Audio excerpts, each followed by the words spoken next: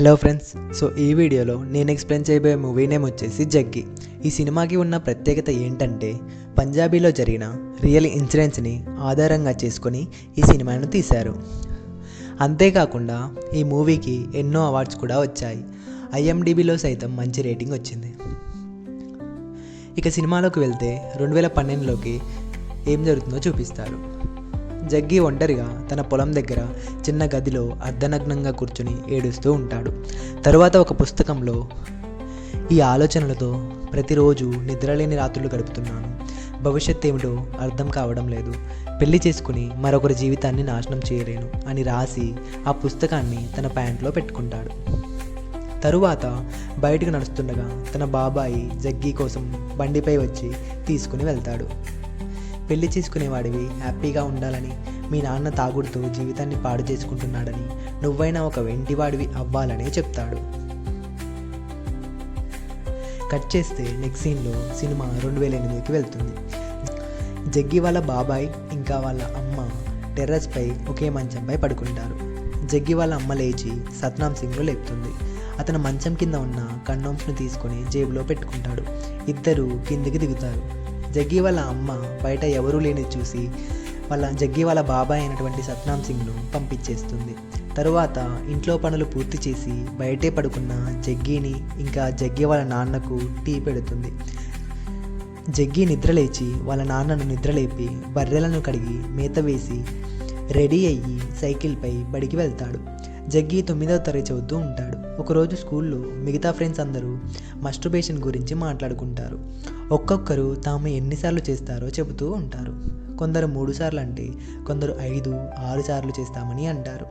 జగ్గి వాళ్ళ వైపు ఆశ్చర్యంగా చూస్తాడు, కానీ ఏమీ రాత్రి జగ్గి వాళ్ళ నాన్న తాగి ఇంటికి వస్తాడు. వచ్చి వంట చేస్తున్న భార్యను బూతులు తిడతాడు. నీ వల్ల ఊరంతా నన్ను చూసి నవ్వుతున్నారని అంటాడు. జగ్గి కానిస్టేబుల్గా పనిచేసే వాళ్ళ నాన్నను పట్టుకొని మంచంపై పడుకోబెడతాడు. నెక్స్ట్ డే స్కూల్లో జగ్గిని తన ఫ్రెండ్ నువ్వు ఎన్నిసార్లు హ్యాండ్ జాబ్ చేస్తావని అడుగుతాడు. దానికి జగ్గి నేను ఇంతవరకు ఒక్కసారి కూడా చేయలేదని అంటాడు.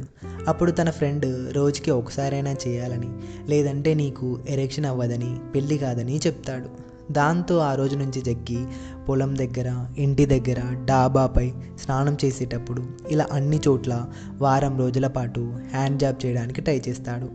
కానీ అతనికి ఒక్కసారి కూడా లేవదు. మరుసటి రోజు స్కూల్లో జగ్గి ఈ విషయాన్ని తన ఫ్రెండ్కి చెప్తాడు. అప్పుడు ఆ ఫ్రెండ్ అలా అయితే నువ్వు గేనా అని అడుగుతాడు. దానికి జగ్గి గే అంటే ఏంటి అంటాడు. నీలాంటి వాళ్ళని అలానే అంటారని హేళన చేస్తాడు. జగ్గి తన ఫ్రెండ్తో ఈ విషయాన్ని ఎవరికి చెప్పొద్దని అంటాడు. కానీ అతను మాత్రం మిగిలిన అందరికీ చెప్తాడు. అందులో ఒకరు జగ్గి వాళ్ళ నాన్న గురుదేవ్ సింగ్ కూడా అలానే గే అని అంటాడు. అందుకే వాళ్ళ అమ్మ జగ్గి వాళ్ళ బాబాయిని ఉంచుకుందని అంటాడు. తర్వాత స్కూల్లో పనిచేసే ఒక అతను జగ్గిని బలవంతం చేయబోతాడు. స్కూల్లో ఫ్రెండ్స్ అందరూ కూడా జగ్గిని ఏడిపించడం, ఇబ్బంది పెట్టడం, బుల్లియింగ్ చేయడం చేస్తారు. ఒకసారి జగ్గి టాయిలెట్ పోస్తుండగా మిగతా వాళ్ళు వచ్చి జగ్గిని బలవంతం చేయబోతారు, కొడుతూ ఉంటారు. అప్పుడు 2 సీనియర్లు వచ్చి ఆపుతారు. వాళ్ళు జగ్గితో నీ ప్రాబ్లం గురించి మాకు తెలుసని, సాయంత్రం 5 గంటలకి కాలువగట్టు దగ్గరికి వస్తే ఆయుర్వేదిక్ మెడిసిన్ ఇస్తామని, వాటితో పూర్తిగా తగ్గుతుందని చెప్తారు. దాంతో సాయంత్రం జగ్గి అక్కడికి వెళ్తాడు. అక్కడ సీనియర్లు 2 జగ్గిని కొట్టి బలవంతంగా సెక్స్ చేస్తారు. జగ్గి ఏడుస్తున్నా కానీ పట్టించుకోరు. పిలిచినప్పుడు రావాలని, లేదంటే నువ్వు గే అని ఊళ్ళో అందరికీ చెప్తామని అంటారు. స్కూల్లో కూడా అందరూ జగ్గిని సెక్సువల్ అబ్యూస్ చేస్తూ ఉంటారు. పొలాల్లో, బాత్రూంలో, క్లాస్ రూమ్లో బలవంతం చేస్తూ ఉంటారు. జగ్గి వాళ్ళ నాన్నతో నేను చదువుకోనని వ్యవసాయం చేస్తానని ఒకరోజు అంటాడు. అందుకు ఆయన కూడా ఒప్పుకుంటాడు. అప్పటి నుంచి జగ్గి రాజు అనే ఒక కూలీని పెట్టుకొని వ్యవసాయం చేసుకుంటూ ఉంటాడు. కట్ చేస్తే నెక్స్ట్ సీన్లో జగ్గి వాళ్ళ అమ్మ ఎవరూ చూడకుండా అన్నంలో మాత్రలు కలుపుతూ ఉంటుంది. తర్వాత దాన్ని జగ్గికి పెడుతుంది. జగ్గి అది తిని నిద్రపోతాడు. మరుసటి రోజు ఆ 2 సీనియర్లు పొలం దగ్గరికి వచ్చి జగ్గిని బలవంతంగా కాలువగట్టుకు తీసుకుని వెళ్ళడానికి ప్రయత్నిస్తారు. రాజు చూస్తాడు, అతడు లేనప్పుడు వస్తాను అని జగ్గి బ్రతిమలాడిన వారు పట్టించుకోరు. అప్పుడే వీళ్ళని రాజు చాటుగా గమనిస్తాడు.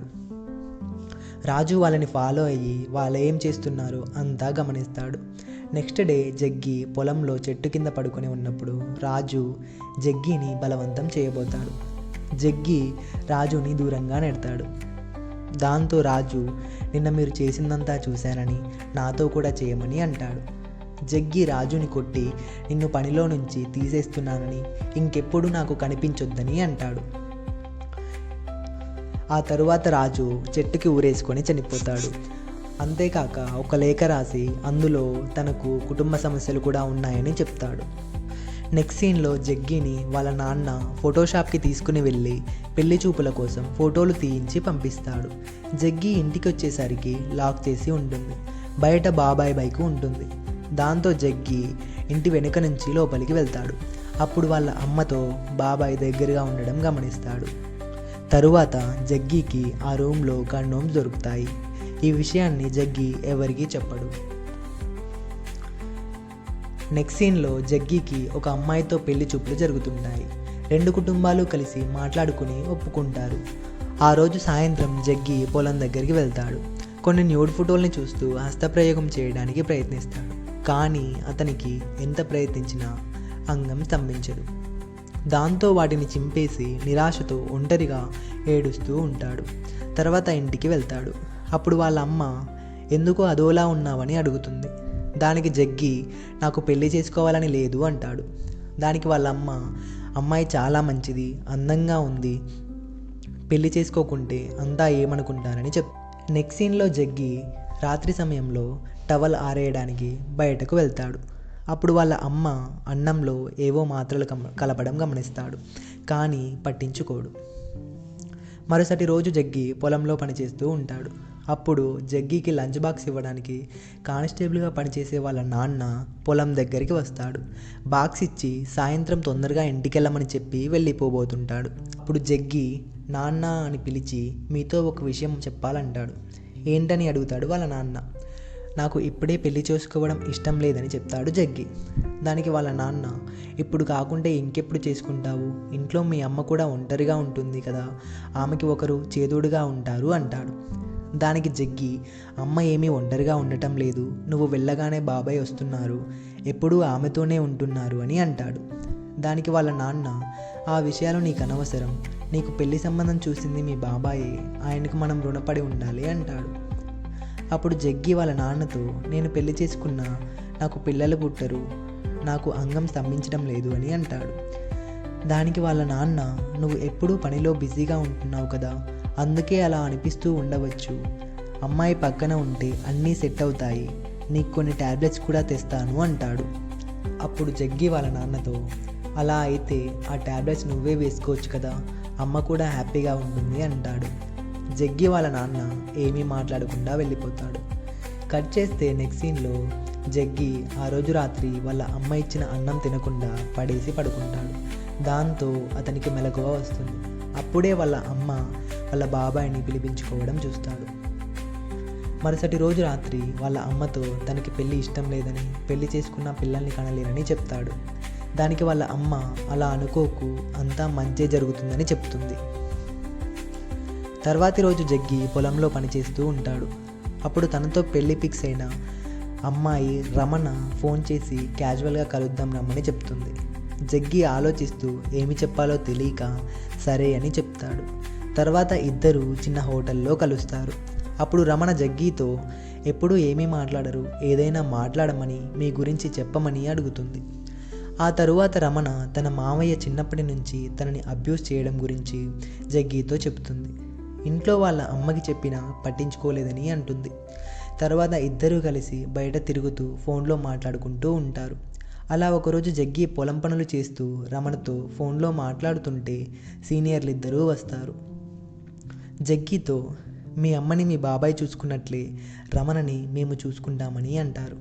జగ్గిని కొట్టి బలవంతంగా ఫోన్ లాక్కొని ఫోన్లో ఆమె ఆ తరువాత రాత్రి జగ్గి రమణని సీనియర్లు కలుస్తున్నట్లు వాళ్ళు బలవంతంగా తీసుకెళ్తున్నట్లు కలగంటాడు. మానసికంగా కుంగిపోతూ ఉంటాడు. నెక్స్ట్ సీన్లో సినిమా ప్రెజెంట్లోకి వస్తుంది. తన బాబాయ్ బండిపై జగ్గి ఇంటికి వస్తాడు. బండి దిగగానే తన జేబులో దాచుకొని ఉన్న గన్తో వెనుక నుంచి బాబాయిని కాల్చేస్తాడు.